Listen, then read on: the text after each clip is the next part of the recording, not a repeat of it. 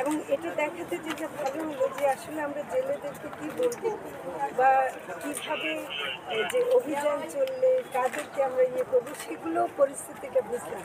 তো কাজে এটা আমার মনে হয় যে বাংলাদেশের মানুষের এটা জানা দরকার, এমনকি আমাদের শিশুদেরকেও আমাদের পাঠ্যপুস্তকে এই জন্য ইলিশটাকে ঢুকানোর প্রয়োজন মনে করি যে ইলিশ সম্পর্কে জানাটা আসলে মানুষ তত জানে না।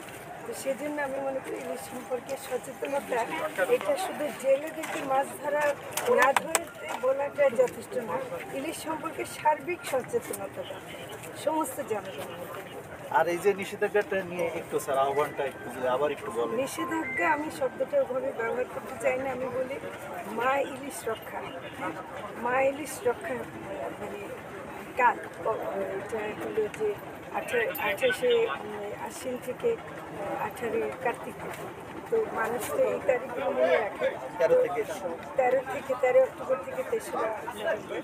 কিন্তু আমার মনে হয় যে এই সময়টা যেন জেলেরা যারা জীবিকার কারণে ধরতে চান তাদেরকে যেন আমরা সহায়তা দিতে পারি, এটা মৎস্য প্রাণী সম্পদ মন্ত্রণালয়ের একটা কর্তব্য।